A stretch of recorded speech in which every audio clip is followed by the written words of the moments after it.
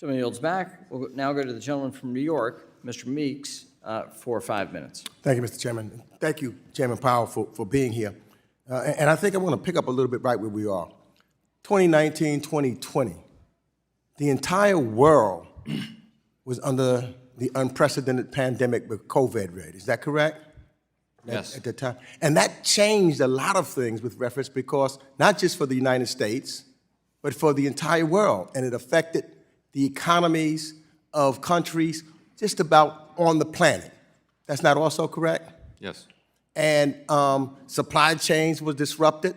In fact, I can remember many Americans and people around the world could not get toilet paper or paper towels and some of the basics. And so the prices, because of the of supply and demand, skyrocketed, causing the inflation, not only in the United States, but basically all over the world. Is that correct? Yes. And so therefore, the Fed had to do certain things because of what we were in at that particular time. We couldn't just go back and act like the pandemic wasn't there. We had to do something to try to make sure that we were able to get through the pandemic. Is that not correct? Yes. And now we're at that point where we're about to get through this pandemic.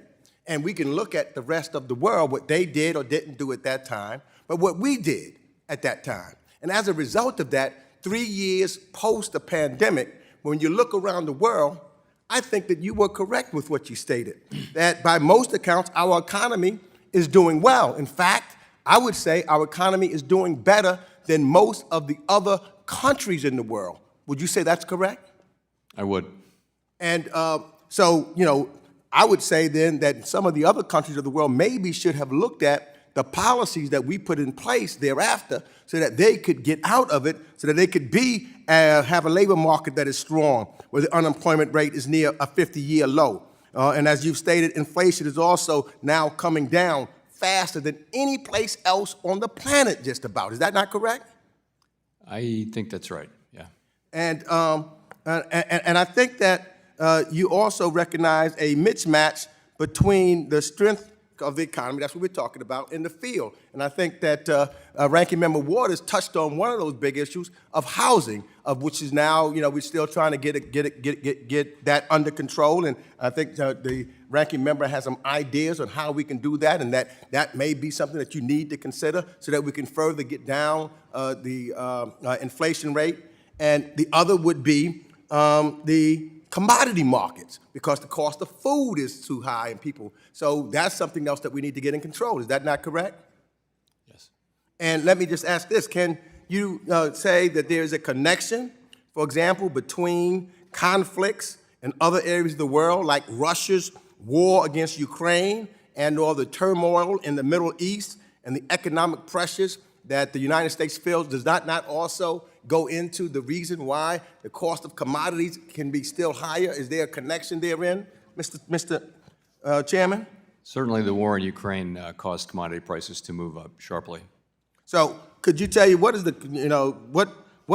what would the connection lead you to believe that there is an urgent need for us, I would think, for, and we're running out of time, for us to do everything that is in our power in Congress to support Ukraine so that we can make sure that and other strategic partners, that we can help the commodities market, and that would help lower the cost of some of the commodities, bringing food prices down, if we would just be able to pass certain things that's going to help Ukraine right here in the United States Congress. Is that correct?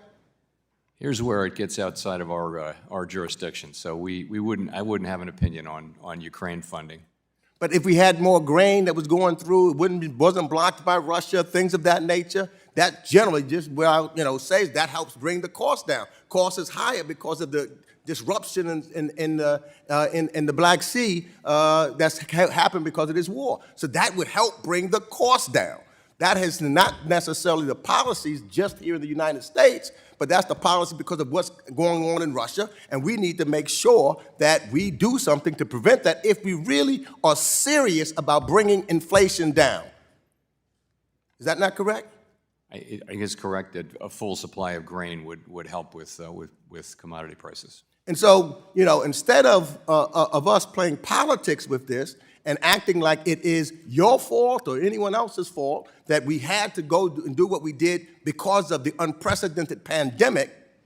What we did was save the economy then, knowing we got some problems that we had now, and now we are recovering quicker and better than any other country on this planet as a result of your policies and the policies of Gentleman's Joe time's Biden. expired.